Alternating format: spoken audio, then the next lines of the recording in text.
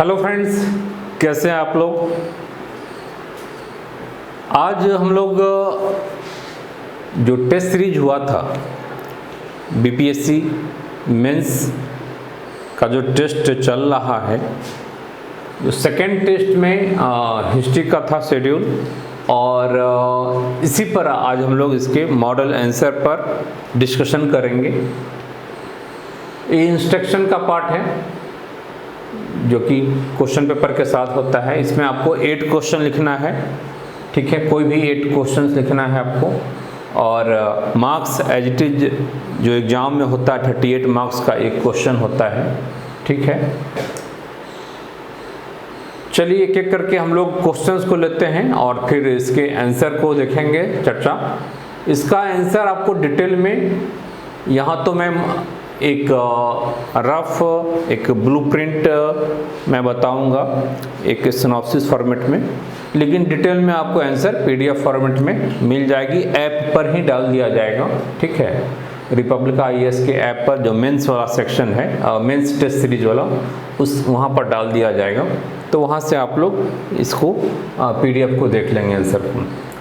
आइए, जो पहला क्वेश्चन है हमारा वह है the Mauryan arts was comprehensive in several dimensions. It was very prosperous in so far as its imaginary power, creativity and scientific technology are concerned, but it has their own some limitations, ठीक है। Explain. सबसे पहले questions को समझना है कि questions की क्या डिमांड है। टॉपिक पर आप नहीं जाएंगे कि बस मौर्य कला आ गया और बस मौर्य कला पर आपने जो पढ़ा है एज इट इज आप लिख डालिए। आपके नोट्स में, आपके बुक्स में यह तरीका गलत है। मैक्सिमम केस में ऐसा ही होता है।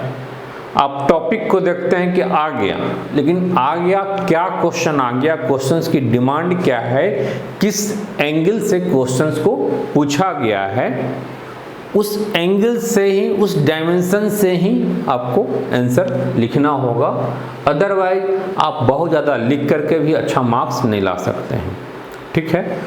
तो उस एंगल डायमेंशंस को लिखना जरूरी है, और उस एंगल डायमेंशन से आप कोशिश करेंगे 360 डिग्री पर आंसर लिखने का, यानी उसके सारे डायमेंशंस को आप लिख डालेंगे, ठीक है।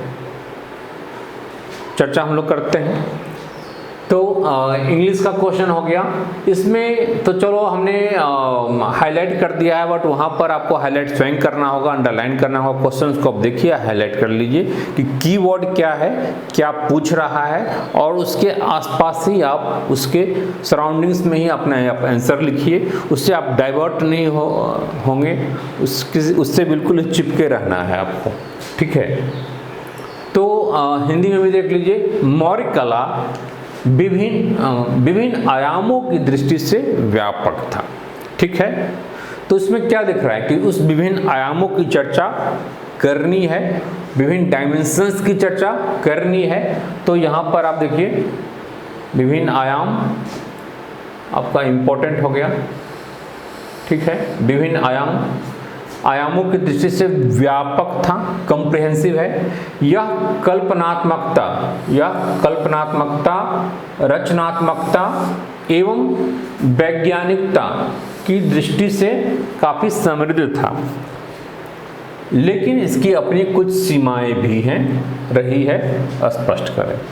यानी मौर्य कला के विभिन्न आयाम को आपको दिखाना है, और उस विभिन्न आयाम में जो कल्पनात्मकता वाली चीज़ें हैं, यानी जो इमेजिनरी चीज़ें हैं इस कला में, जो क्रिएटिविटी है और जो साइंटिफिक टेक्नोलॉजी का यूज किया गया है, उसको दिखाना है। यानी विभिन्न आयामों के संदर्भ में आपको इसमें कल्पनात्मकता को, रचनात्मकता को और वैज्ञानिकता को, ठीक है, वैज्ञानिकता को दिखाना है। वह कैसे उससे समृद्ध है। तो जगह जगह आपको इसको दिखाना पड़ेगा कि किस रूप में रचनात्मकता, किस रूप में कल्पनात्मकता और किस रूप में वैज्ञानिकता, ठीक है। इन शब्दों की बार बार आपको चर्चा करनी है। और फिर इसका जो टेल पार्ट है उसमें क्या है, लिमिटेशंस को भी दिखाना है, सीमाएं क्या रही है। तो देखिए आंसर में भी इसका जो मार्क्स अलॉटमेंट है उसमें 25 प्लस 13 है, यानी इसकी सीमा के लिए, लिमिटेशंस के लिए 13 मार्क्स अलॉट किया गया है। ठीक है, यानी अगर आप इसकी सीमा को नहीं लिखेंगे, यानी समालोचना वाले पार्ट को नहीं लिखेंगे, तो 13 मार्क्स आपका वैसे ही कट जाएगा, आपकी मार्किंग 25 पर ही होगी। ठीक है, तो आप अंदाज़ा लगा लीजिए कि 25 में आपका कितना आएगा। हो सकता है 25 में आपका 15 आ जाए, 15 आ जाए, लेकिन बाकी मार्क्स गोल। तो 38 में 15 मार्क्स बहुत ही पुअर मार्क्स हुआ। हमें 26 मार्क्स लाना होता है, 2/3 मार्क्स प्रॉपर एसडीएम पोस्ट पाने के लिए। ठीक है, तो क्वेश्चंस को आप लोगों ने समझ गए। मौर्य कला में जो विभिन्न आयाम है, उस आयाम की व्यापकता को आप दिखाइए और उसमें कल्पनात्मकता, रचनात्मकता और वैज्ञानिकता को जगह जगह दिखाते रहना है। आयाम क्या है, आप सबको पता है कि वह स्थापत्य कला के रूप में है, मूर्ति कला के रूप में है, चित्रकला के रूप में है, राजकला के रूप में है और लोक कला के रूप में है। यानी आर्किटेक्चर हो गया, स्कल्पचर हो गया, पेंटिंग्स हो गई, फोक आर्ट हो गया, कोट आर्ट्स हो गया। फिर आप आर्किटेक्चर में ही आप जाएंगे, स्थापत्य कला में आप जाएंगे तो बहुत सारी चीज़ें उसके चीज़ें मिल जाएगी, जिसमें राजमहल है, स्तूप है, स्तंभ निर्माण है। ठीक है, गुफा कला हो गया। तो उन सारे डायमेंशंस को आपको यहाँ दिखाना है, जो कि आप लोग जानते हैं, आप लोगों ने दिखाया भी है बहुत सारे लोगों ने। ठीक है, लेकिन उन सारे चीज़ों में कल्पनात्मकता कैसे है, रचनात्मकता कैसे है। अब कल्पनात्मकता देखिए कि स्तंभ के ऊपर बाघ का, शेर का, ठीक है, पशुओं की आकृति बनाना क्या है, अपने आप में एक नवीन कल्पना है। स्तंभ के ऊपर शेर का होना। वैज्ञानिकता देखिए कि जो पॉलिशिंग की गई है स्तंभ पर, अब एक ही स्तंभ को लेकर के हम चल रहे हैं तो उसमें आप देखिए कि सारी चीज़ें मिल जाएगी। जो स्तंभ पर जो पॉलिशिंग की गई है वह क्या है, बहुत ही एक पैरामाउंट, एक स्प्लेंडिड, बहुत ही उच्च कोटि की पॉलिशिंग है, उसमें बहुत ही अच्छी शानदार चमक है। ठीक है, और बाद के विभिन्न कलाओं में भी इसका अनुकरण किया गया, लेकिन जो पॉलिशिंग मौर्य कला के में दिखता है वह अन्य नहीं दिखता है। ठीक है, तो वैज्ञानिकता भी दिख रही है कि पॉलिशिंग गजब की है, कि कैसी उसकी टेक्नोलॉजी रही होगी, कैसे पॉलिशिंग हुआ होगा। ईसा पूर्व मौर्य काल था, मौर्य साम्राज्य था, मौर्य कला का विकास उसमें हुआ है और उसमें वैज्ञानिकता की ऐसी एक प्रकाष्ठा, एक एपेक्स टेक्नोलॉजी वहाँ पर दिख रही है। ठीक है, कल्पनात्मकता दिखा दीजिए, रचनात्मकता को आप दिखा दीजिए, क्रिएटिविटी को दिखा दीजिए, इमेजिनेशन को दिखाइए। ठीक है, अब सारनाथ का स्तंभ है तो आप देखिए कि वहाँ पर सारी चीज़ें हैं, कल्पनात्मकता भी है, रचनात्मकता भी है, वैज्ञानिकता भी है। कैसे चार स्तंभ एक दूसरे को पीठ किए हुए चारों दिशा में है। नीचे में फिर अशोक चक्र, फिर और बैल आदि पशुओं का, तो उसमें रचनात्मकता भी दिखती है, कल्पनात्मकता भी दिखती है, कवि की कल्पना से कहीं भी कम नहीं दिखती है जो सारनाथ का है या जो उनकी कलाएं हैं। और वैज्ञानिकता तो दिखती ही है। राजमहल है, राजमहल का निर्माण है, उसे एरियन और आदि ने, मेगास्थनीज आदि ने इसकी चर्चा की है और इसे ईरानी आदि या सुसा के राजमहल से भी बेहतरीन या फिर तत्कालीन समाज की एक बेहतरीन शहर के रूप में पटना को, महल को दिखाया है।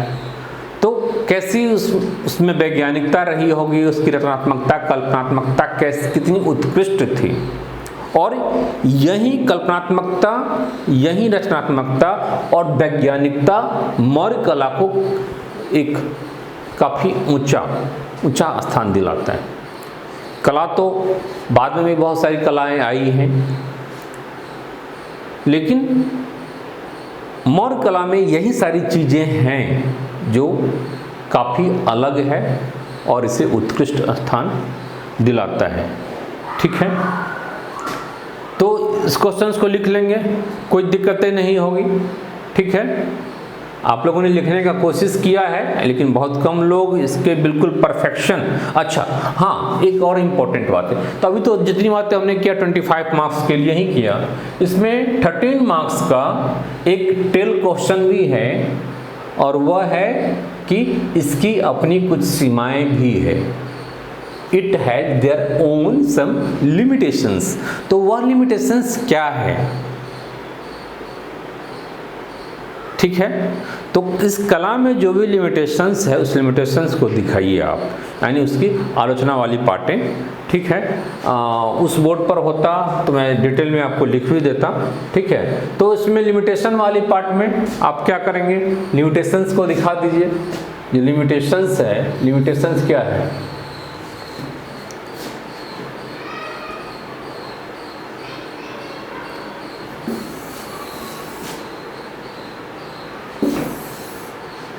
ठीक, जो लिमिटेशंस है, लिमिटेशंस को आप दिखा दीजिए। एक फ्लो चार्ट आप बना करके भी दिखा सकते हैं, या फिर पैराग्राफ में भी आप दिखा सकते हैं। लिमिटेशंस को आप दिखा दीजिए कि क्या लिमिटेशंस इसका है, इस कला की। इस कला की लिमिटेशंस इसमें यह है कि इसमें इसकी पॉलिशिंग बहुत अच्छी है, इसमें अलंकरण पर, सौंदर्य पर, इसके एस्थेटिक वैल्यू पर अत्यधिक जोर है, काफ़ी ज़्यादा फोकस है। इस कारण से चूँकि सौंदर्य पर अत्यधिक जोर है, तो कई बार इसकी थीम कहीं न कहीं इग्नोर हो गई है, विषय वस्तु गौण हो गया है।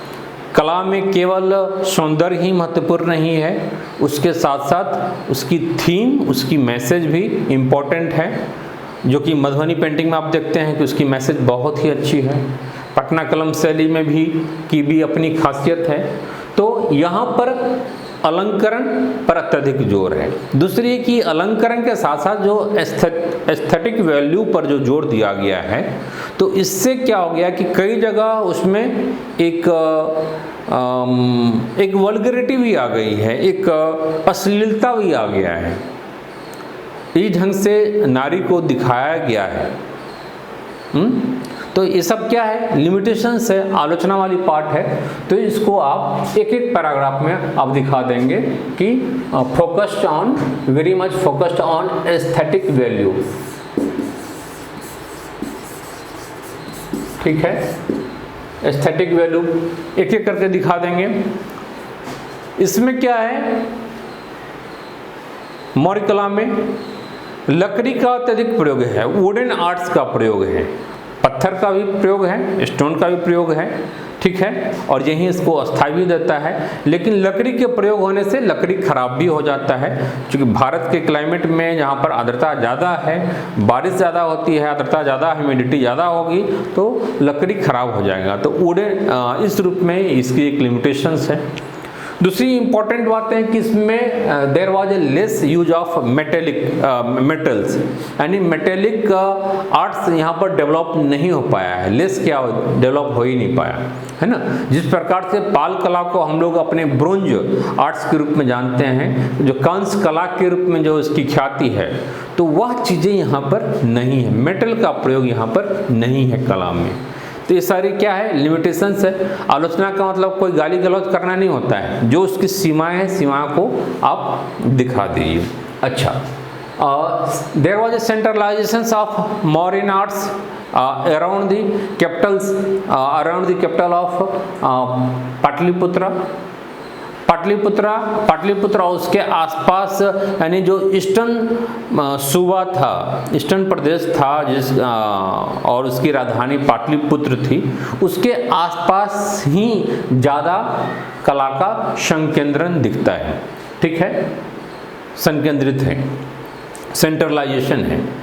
पटना के आसपास, फिर इधर आपका सारनाथ हो गया, फिर इधर उड़ीसा हो गया, ठीक है, धौली हो गया, भोपाल हो गया जहाँ पर सांची का स्तंभ वगैरह है। तो आप देखेंगे कि उसके आसपास ही, जबकि मौर्य साम्राज्य का विस्तार एक बहुत बड़े एरिया में था, भौगोलिक, ठीक है। इसका विस्तार पाकिस्तान, अफगानिस्तान, काबुल, कंधार तक था, लेकिन वहाँ पर इसका विस्तार नहीं है। तो भौगोलिक दृष्टिकोण से भी अब देखें तो उस रूप में इसका जितना विस्तार इसका साम्राज्य का है, उस रूप में इसका कला का विकास नहीं हुआ है, ठीक है। ये भौगोलिक चीज़ें हो गई। दूसरी और ये भी एक कला लिमिटेशंस है कि इसमें कोर्ट आर्ट और फोक आर्ट दोनों है, यानी राजकीय कला और लोक कला दोनों का विकास हुआ है, लेकिन जितना फोकस राजकीय कला पर है उतना फोकस लोक कला पर नहीं है, या लोक कला प्राइमरी नहीं है, सेकेंडरी के रूप में है, ठीक है। ये क्या है? लिमिटेशंस है। तो इन सारे लिमिटेशंस को आपको अपने आंसर में दिखाना है, ठीक है। और भी बहुत सारी आंसर लिमिटेशंस है, तो उन सारी चीज़ों को आपको आंसर में दिखाना है। इसका भी डिटेल में दे दूंगा। तो ये तो मौर्य कला हो गया। हम लोग तेज़ी से फिर अगले क्वेश्चन पर बढ़ें, चूँकि इसको मैं रब कर देता हूँ। अच्छा, ये फ्लो चार्ट आप लोग आंसर में जनरली आप बना नहीं रहे हैं, तो इफेक्टिव नहीं हो रहा है, तो इस फ्लो चार्ट को ज़रूर आप बनाइए, ठीक है।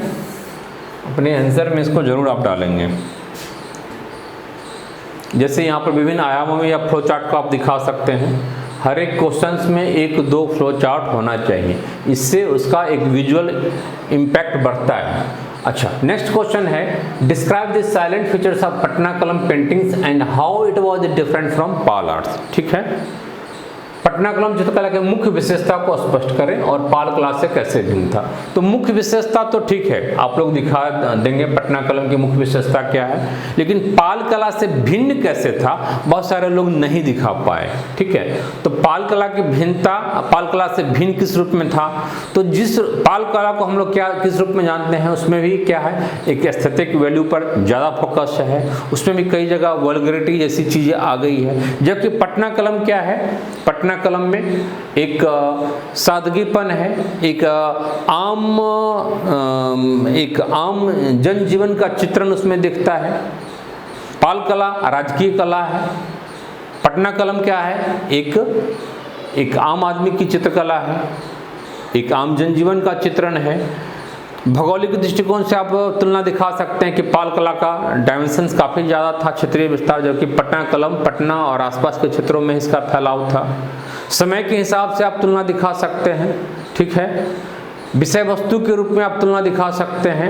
तो ये सारी चीज़ें हैं। आयाम के दृष्टिकोण से पाल कला में क्या था कि आयाम काफ़ी ज़्यादा था, उसमें स्थापत्य कला भी था, चित्रकला भी था, पांडुलिपि चित्रण वगैरह जैसी चीज़ें भी है, मूर्तिकला भी है, स्थापत्य कला में कई सारी चीज़ें हैं। लेकिन यहाँ पर पटना कलम शैली क्या है, एक लघु चित्रकला शैली मात्र है, ठीक है। तो इन सारी चीज़ों को आप दिखाएंगे।